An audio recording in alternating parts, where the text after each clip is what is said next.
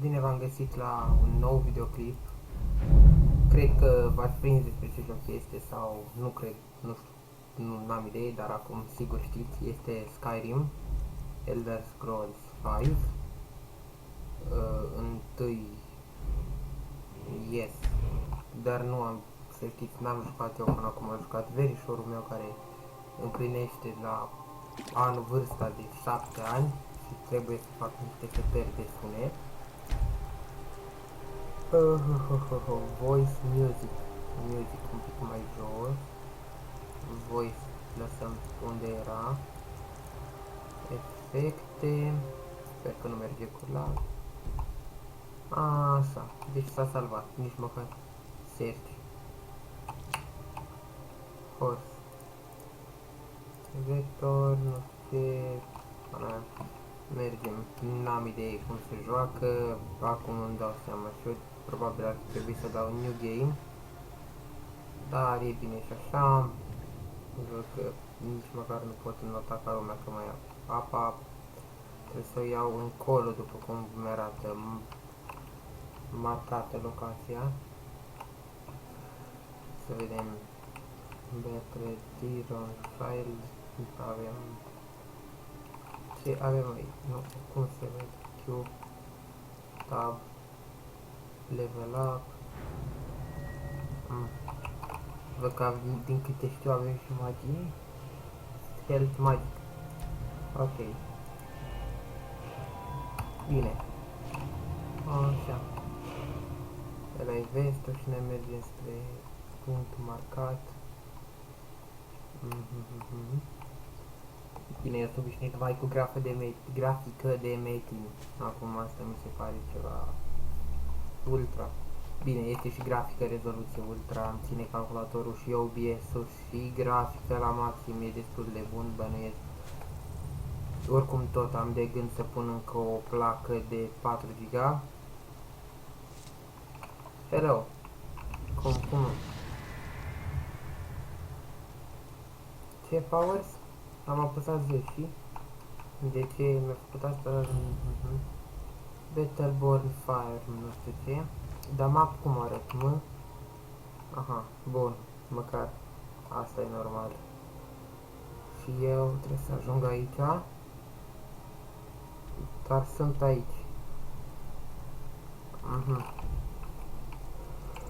Bun, mi se pare un joc super fain și cred că o să-l joc mult de acum. Cred. Dacă nu m-am gândit să-mi iau și Diablo 3. Sau mai este varianta să-mi iau ori acest joc. Mi-aș dori să lăsați în comentarii ce ați vrea să vedeți.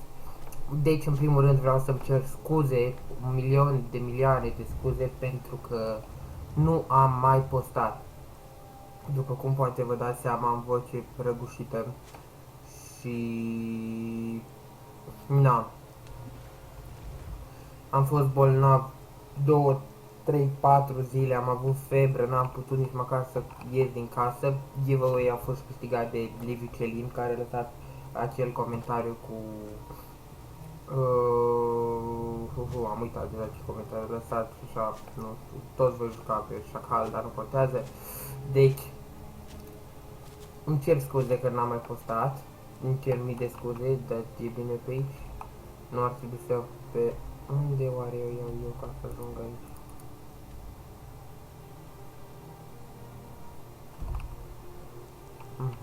Poate pe aici se poate, pe munte, nu știu.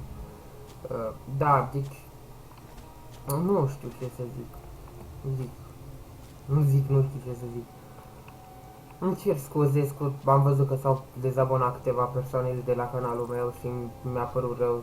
În plus mai e și liceu care mă ocupă programul zilnic până la ora 3 și... Oho, hai să vânăm. Deci, cum schimbăm arma? Nu. Q. Pironaro. Nu, săgeți văd alea. Escape. Oare ce trebuie să apăs eu ca să schimb? Control. Nu-i control, mai. Alt, tab. Items, uite-l. weapons. Longbow și uite așa.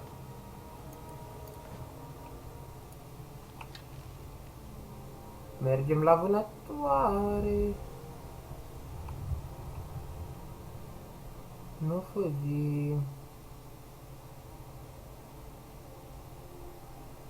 Haha. Hai că-l prindem acum pe acel cerb frumos. Uite-l. Și...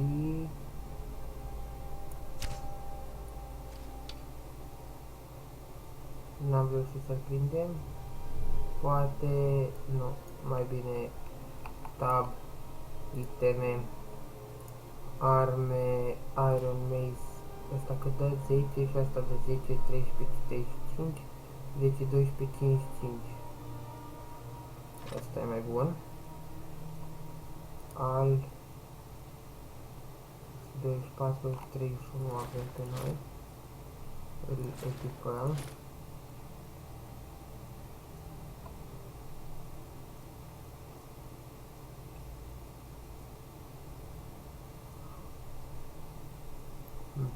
Chiar mai pe... nu știu, deci nu trebuie să mergem spre punctul ăla.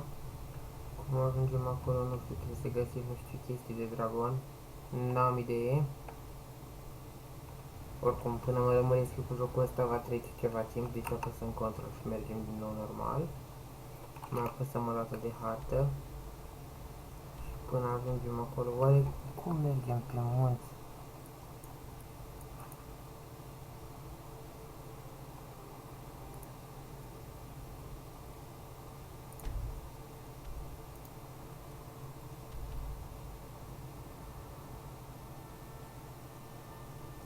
Hai să mă duc în... yes. Mergem. Fast travel. E ceva gen Assassin's Creed 4, mi se pare că a introdus fast travel, nu mai țin minte exact. God might get nervous. A man approaches with his weapons drawn. Și cum îmi ascund armele, n-am idee. Feindor thinks he can move Camilla Valerius away from me. Controlul. Ready... air. She's already mine, tell him. Așa. Curând. Bun. Am descoperit și acum cred că... cum ajung eu în Retrieve the Dragon's Throne. Yes.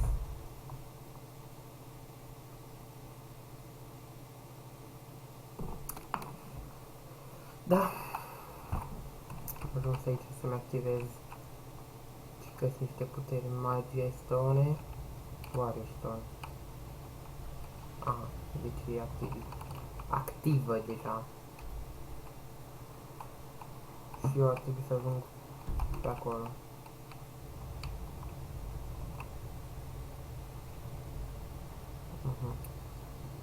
Să iau prin vadul ăsta, cred. Dacă nu mai e apa în aval. Opa.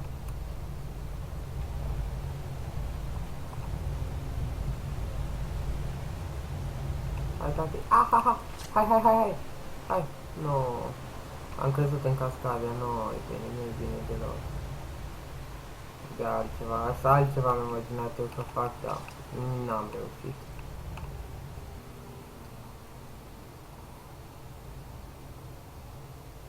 Uite pești. E ca lumea, adică e șmecher, destul de șmecher la grafică, multe detalii jocul. Da, cam atât pentru acest videoclip, până mai fac eu misiunea asta, o să mai iei ceva timp. Eu practic am vrut să fac doar o mică prezentare a jocului. Sper că v-a plăcut, probabil voi mai posta din acest joc, nu știu sigur, depinde cum îmi permite timpul. Încă o dată îmi cer mii de scuze pentru faptul că na, am făcut o perioadă de pauză. Oho, mă atacă ăla. Da, hai să-l batem pe ăsta. Să-mi dau magic heal. Restoration, healing, ăsta. Vedeți cum crește viața. Frumos. Bun, deci, după cum am spus, cam atât. spor, noroc în familie și toate cele, baftă!